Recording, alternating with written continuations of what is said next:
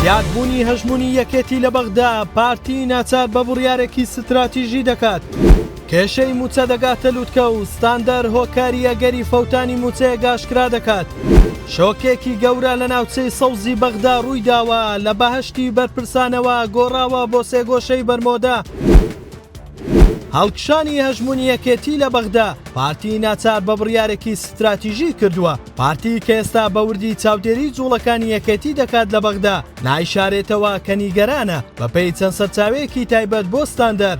سەرکردایەتی پارتی گەیشتونەتە ئەو بڕوایەی کە یەکێک لە هۆکارە سەرەکیەکانی پاشەکشەی پێگەی حیزبەکەیان لە بەغدا بۆ لاوازی یاستی نوێنەرایەتیەکەیان دەگەڕێتەوە بۆ پڕکردنەوەی ئەم بۆشاییە و ڕوبەڕووبوونەوەی هەژمونی یەکێتی لە بەغدا. پارتی پلانێکی نوێی داڕشتووە بڕیاری داوە ناوەندێکی باڵای سەرکردایەتی حیزبەکە لە بەغدا بکرێتەوە. هۆشیار زێباری ئەندامی کارژێری مەکتەبی سیاسی پارتی و خاڵی مەسعود بارزانی بۆ ئەم پۆستە ڕاستپێردراوە.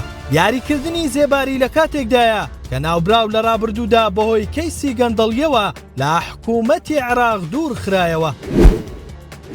هەرێم و بەغدا لە پرسی داهاتی نانەوتی بەبن بەزگەیشتون. بەغدا ئامادەنیە داواکاری 120 میلیارد دینارەکە هیچ سازشێشی لێ بکات. حکوومەتی هەرێمیش بۆ پڕکردنەوەی کورتێنان لە جیاتی زیادکردنی داهاتی ناوخۆ و بڕینی پشکی کۆمپانیاکان دەیەوێت کێشەکە لە ڕێکردنە قوربانی موچەیەکی ئەمساڵ بۆ دابینکردنی موچەکانی دیکە چارەسەر بکات. هاوڕێ کەمال ڕاوێژکاری وەزارەتی دارایی زانیاریەکەی پژڕاست کردەوە و ڕایگەیان ئەگەر بەغدا بە مەقاسە 120 میلیارد دینارەکە لە موچە ببڕێت ئەگەری فەوتانی موچەیەکی دەبێت. سەرچاوێکیش لە بەغدا بەستاندەری ڕاگەیان حکوومەتی هەرێم تا ئێستا ڕێگرە لەوەی بەغدا بە مەقاسە 120 میلیارەکە ببڕێت و پارەکەی دیکە بۆ موچە بنێرێت و دەڵێن پێمان پڕ ناکرێتەوە.